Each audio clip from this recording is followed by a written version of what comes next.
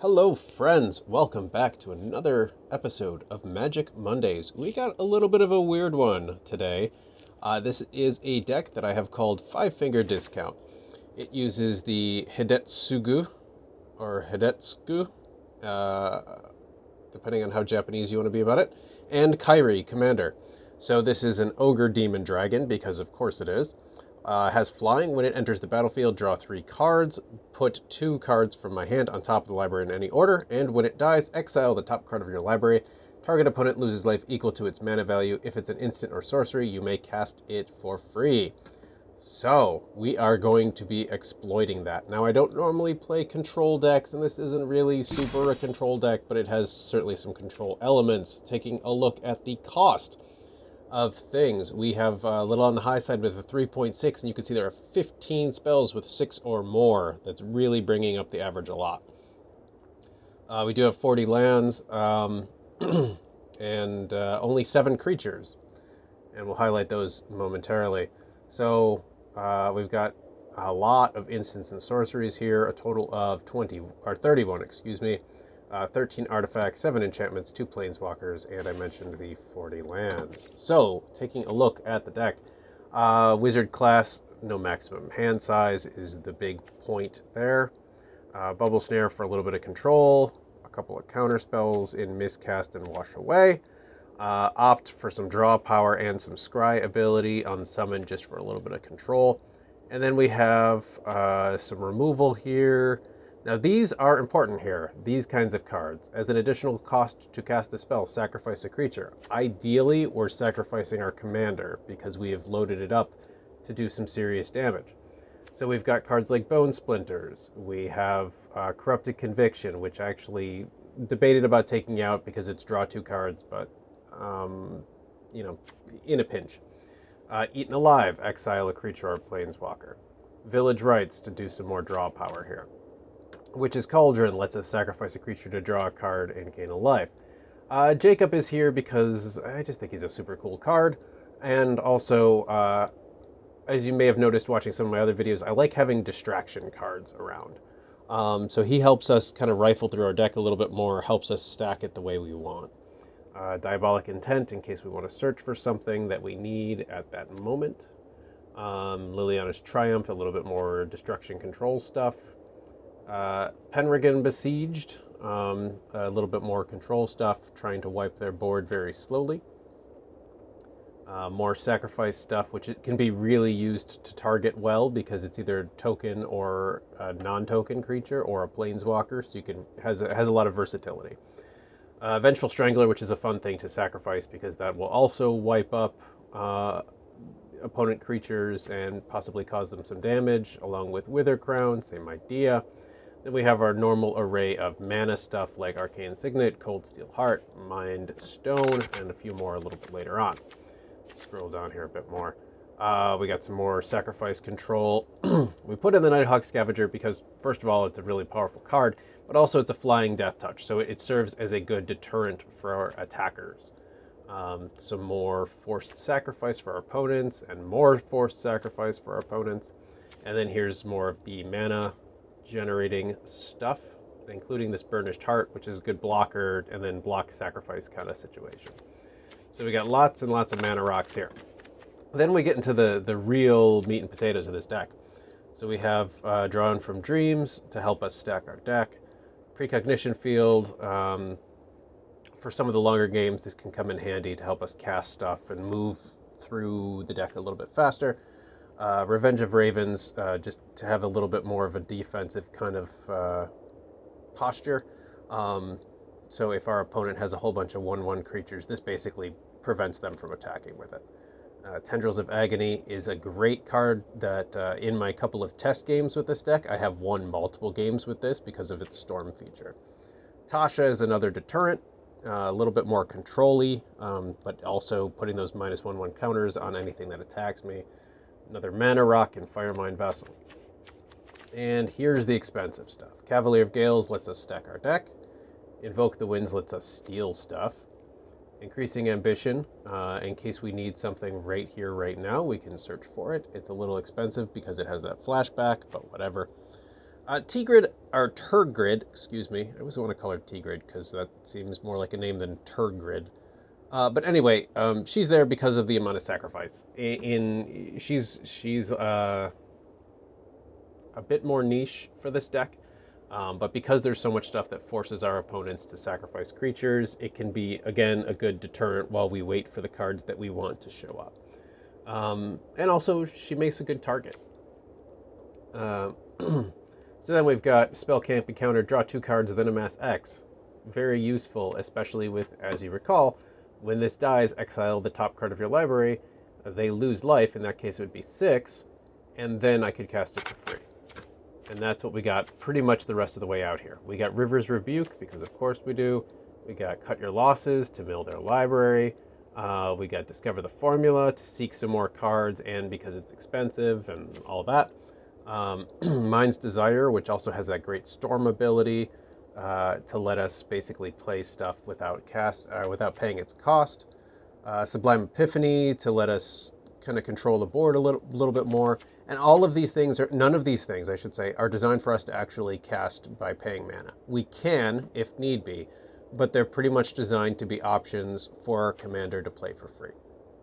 Command the Dreadhorde to bring a whole bunch of creatures back into play at the cost of some life, of course, but, could be useful in a pinch. Liliana makes yet another appearance, mostly for the 2 sacrifice thing. It helps us get rid of our commander and control the board a little bit more. Elrond's Epiphany, because an extra turn, why not? Overflowing Insight to draw a whole bunch of cards. Seagate Restoration to draw a whole bunch of cards and have no maximum hand size for the rest of the game. Again, in some of my test games, I've actually been able to get this off, and I've had upwards of 25 cards in my hand, at which point my opponent usually quits. Blood Money for the board wipe, which again includes our commander. Eldritch Pact. This is actually something that I like to target my opponent with. I know it's more designed to use to yourself, to draw a bunch of cards, but I like finishing games with this just because of the direct damage and especially, the 7 damage if the commander dies. So you get 7 damage because of its mana cost, and then I can make them basically just kill themselves drawing. Peer into the Abyss, same idea. I can get somebody down to 1 or 2 or 3 or 4 life with a Peer into the Abyss. And basically just, it helps whittle them down. They draw a whole bunch of stuff, and if I have Turgrid out, they will likely have to discard a whole bunch of that stuff, and then it's all mine. And finally, one with the Multiverse, which is an enchantment, so I can't play it for free, but it's just such a good card. So why would it not be here with everything else being so expensive anyway? And then lands, we've got this to help us surveil to get to what we want, and then a whole bunch of typical either sacrifice lands, the dual lands that let us scry or gain a life. Well, not gain a life, actually. But, the typical assortment of stuff here. Let us seek something so that, we can... So this is actually, let me just stop on this one for a second. So seek a non-land card, activate only once. So you could seek something along with this Gate to Sea Tower. And if I seek Overflowing Insight, play my commander. So reminder here, draw 3 cards, then put 2 cards from your hand on top of your library in any order. It's not put 2 cards that you just drew. So it's anything I want. So if I seek a non-land card and I get a Peer into the Abyss for 7, I could put that on top of my library and then sacrifice this to, what's it called? Witch's Cauldron here. So I could gain a life and play that card for free at the low cost of stacking my deck. So that's the idea behind this whole deck, is to stack it, get out an instant or sorcery that, makes people question their very existence, and see what happens. But anyway, that's the deck tour. Let's move on to our first game and see how that goes. Our opponent loads in. Bunny, playing a Corvold deck. I have a really nice Corvold deck, but everybody seems to have a really nice Corvold deck, so I haven't bothered. showcasing that. Let's keep this. I'm not crazy about it. I would have liked a mana rock in here, but there's no mana rocks, so we'll just deal with it and hope for the best. As always, remember to say hello and good game. So I want to hang on to this until we can clear out something decent. Oh, that's going to be it right there, I bet. Because making treasure tokens is not what we want our opponent to be doing. Not with a Corvold deck.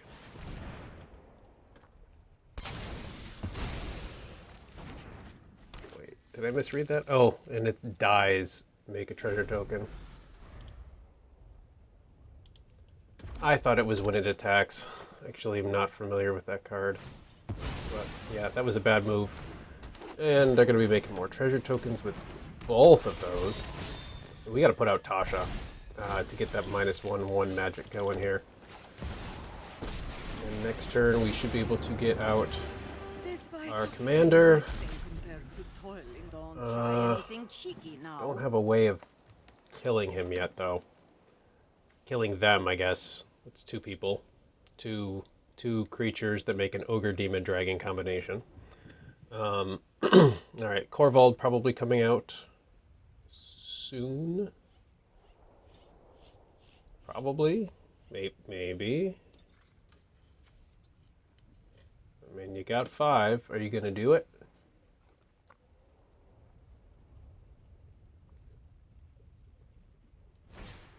Okay, they're not. What is this?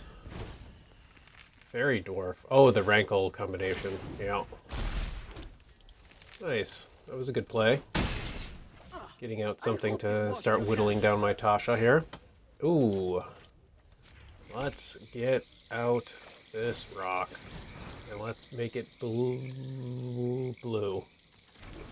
We're going to need an extra blue. Let's put this out. Put this out. Let's activate this ability. Sorry. Using wrong verbiage here. There's Corvold. Gonna make a treasure token. And then sacrifice that treasure token to draw a card, because that's how Corvold works. So ideally, I draw a land this turn. And could board wipe here. Alright, yeah. So if I can get rid of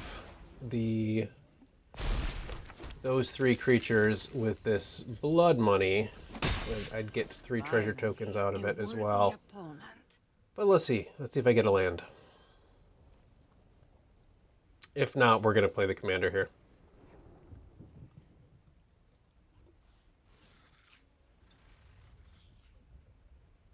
Our opponent's a little slow. Slow bunny. Okay. Yep. Draw cards and make a token. Yep. Alright. Corvold getting bigger and bigger, because that's what Corvold do. That's why you put treasure tokens in the deck. That was not ideal. Alright. Let's draw 3, and then we're going to put some stuff on top. Ooh, alright, let's put blood money and that on top. Let's leave blood money on top. And let's put out this arcane signet.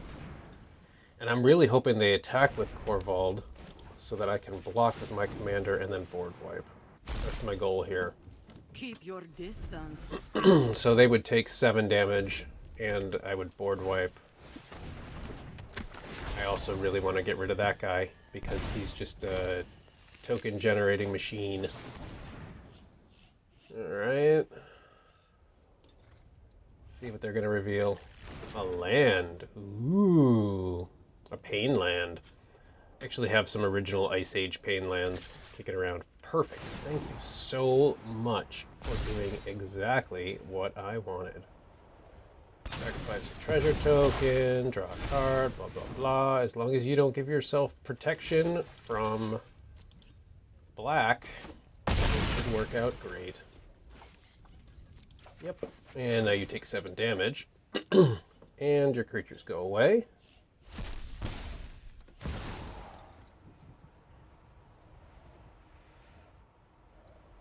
Unless they do something. Nope, they're gonna do something. Maybe. Yep, safekeeping. Saw that coming. All right. Well, they made their commander indestructible. And what that means is that we just put our commander out next turn and do the same thing.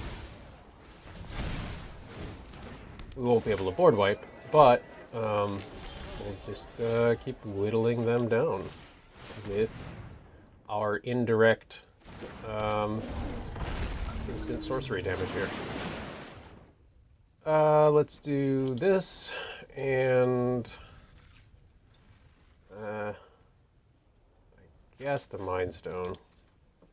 Let's put this on top. Let's play land, and let's do the Revenge of Ravens. Why not?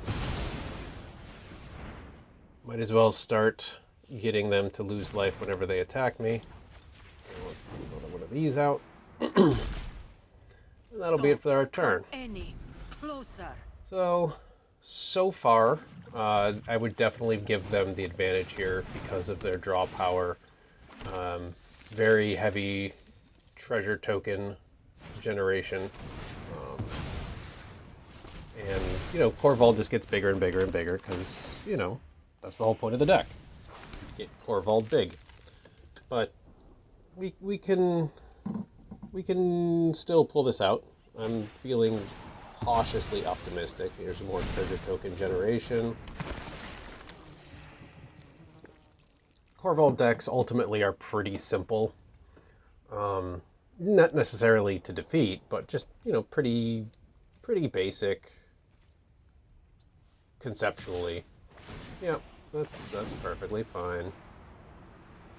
You're gonna lose 7 life for attacking me, 1 from Revenge of Ravens, and 6 from the top card here, our Discover the Formula. And that'll also reduce the cost of our War with the Multiverse, which should be nice. And let's move it here. Yeah, they got a bunch of stuff. I was just wondering if it's worth doing this, but the creature card of their choice is going to be garbage. So we'll just keep putting out the... ooh, look at that. Reducing the cost of stuff. We can put this out again. So this is the idea here, is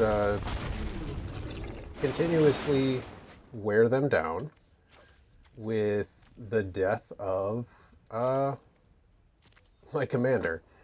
Let's do this one on top. Let's do that.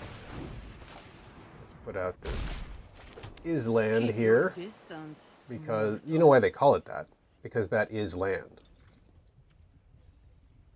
You're welcome. I have a feeling they're going to kill my commander now, which would be an interesting move, because they would take out my Tasha. Oh, no, okay. They're just sacrificing a land to get Corval even bigger and draw another card. But this will be a handy thing to do. And I kind of just want to do this just to be a jerk. Just sacrifice a land for no benefit. I mean, I guess your Corval gets bigger and you draw a bunch of cards, but you don't actually get additional land. So, too bad. Alright. They're milling stuff. They're making blood tokens now with old Rutstein. I just think it's Rustine, but it's Rutstein. And I may... oh, see, now that's the card right there. Whenever sacrifices a permanent, Look at you, deal 1 damage to any target. That's going to be the key. That is a good card for them right now. What are they going to do? What are they going to do? They're going to attack Tasha again? Okay. Whenever deals combat damage to a player... what was that? What is this one? I'm trying to read it. Stop moving. Oh, the monkey pirate. Okay. Didn't catch it all. So they're going to sacrifice another permanent and deal another damage to Tasha. That's fine. Like I said in my introduction here, Tasha is just as much a distraction as anything. Yes, she's there to slow down the attackers, so they're not going to be attacking with their monkey pirate or their Rutstein or whatever.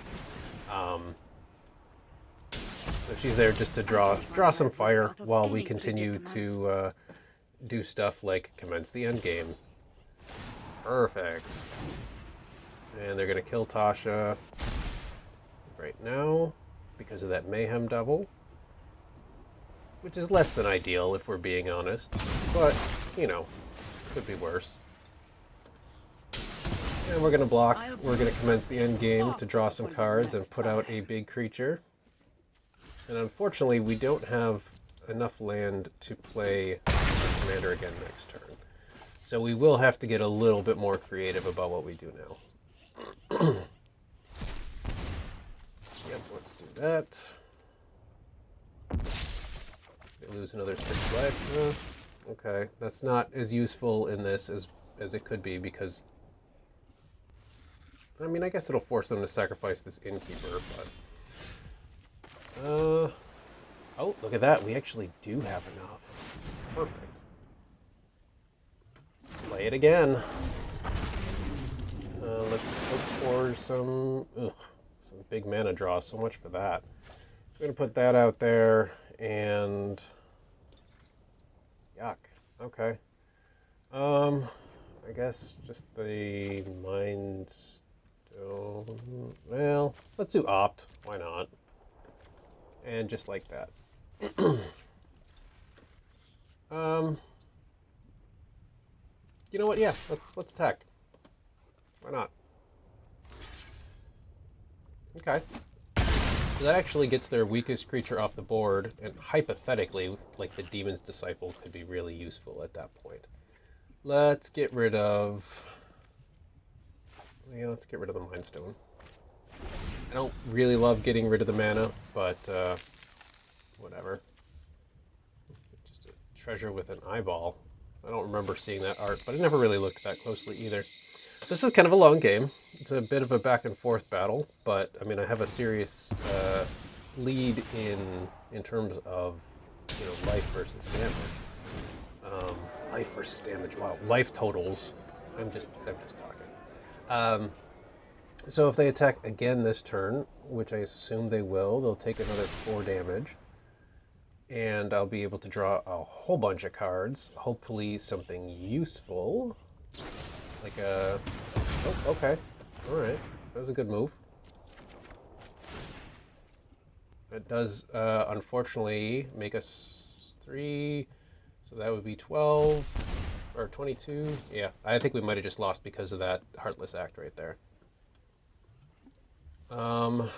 Oh, see, that's what I was waiting for, was hopefully like Seagate or something like that. Oh well. So, 2, 5, 6, 25, plus they have to sacrifice, this could be 26. Good game. Yep, they got me by 1. Got me by 1. Alright, now they're just being obnoxious. Probably should have done this at some point, but I was playing the commander every turn, so I could have done it a little differently. Yeah. Oh, actually, I forgot about this Revenge of Raven. There's 5 damage. I got him down to 1.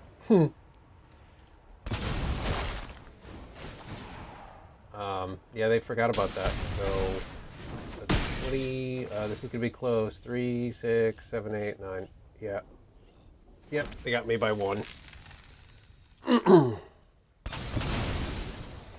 Alright.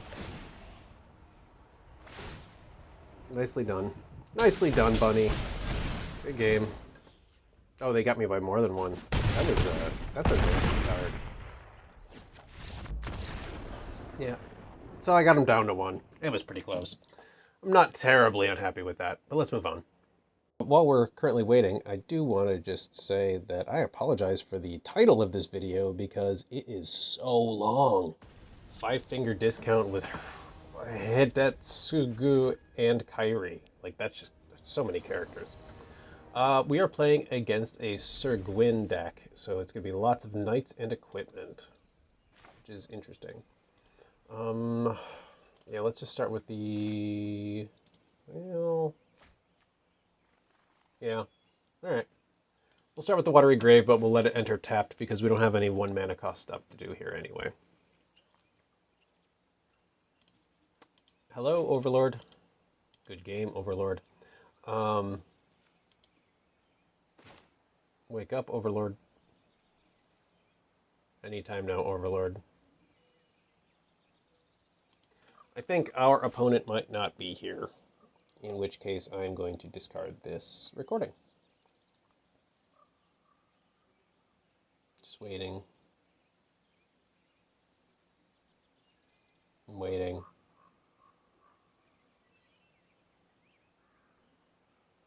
Well, this is terribly interesting, I'm sure. Alright. Watery Grave. Enters tapped. Are they actually here? Oh, they're looking at their hand. Okay. Oh, gross. Gross, gross.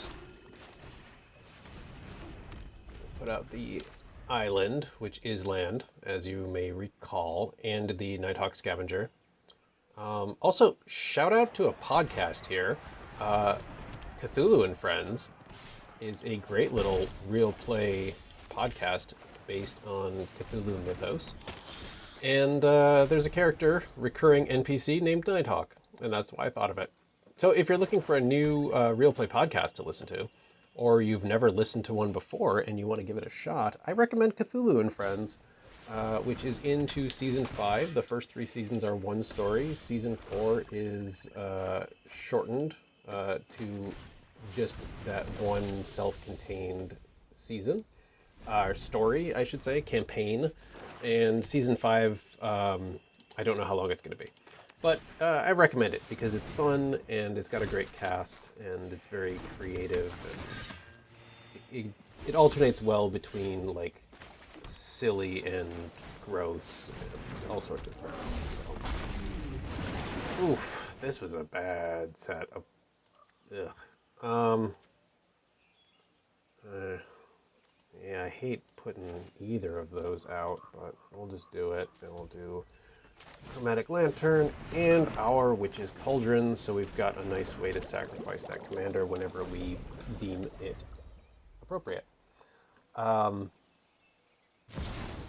okay.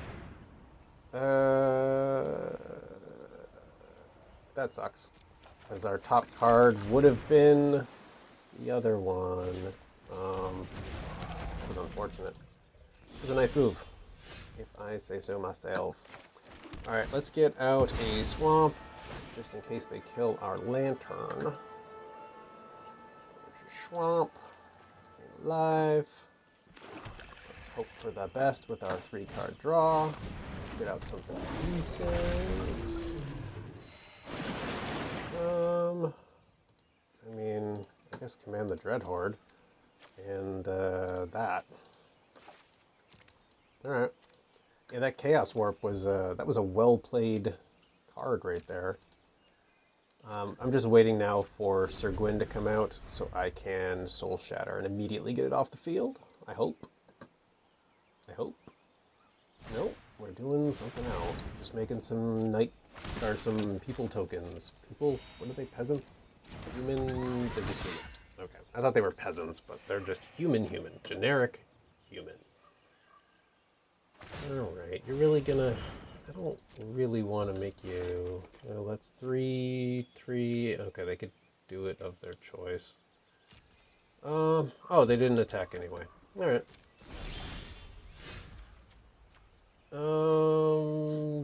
They don't have any creatures in the graveyard, and neither do I. And I don't have any instants or sorceries. You know what? Let's just do this anyway. Soul Shatter. Make them get rid of that guy. Then we will play this Mystic Sanctuary and put it right on top of my graveyard, or my library, not my graveyard. That would be a silly place to put it. So they can attack if they want, I guess, but it will get rid of their knight. Oh, now we got it going. Please attack me. Please attack me. If you don't, I am just going to sacrifice to Witch's Cauldron. Okay. Do it your way.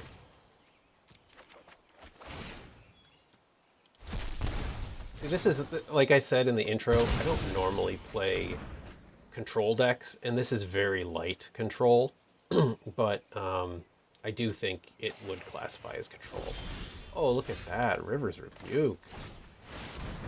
That'll go a long way towards making them give up, and so will increasing ambition. Not entirely sure what I would actually get with increasing ambition, but you know, it's an option.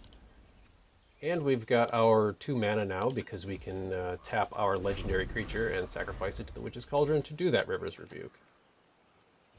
Ooh, nice. I actually really like that blood money right now. Some of these cards, like, it's cool that I could put them back in their hand, but I'm just going to play them again. And that's kind of dumb. I don't want that. I want to kill them all with blood money. Yeah, let's just do this again. Auto pay, sacrifice. Yep. Take 6 damage from the rebuke. And your whole board goes away. And now you have to discard some cards. Because you got, how many in your hand? No, just one. One too many.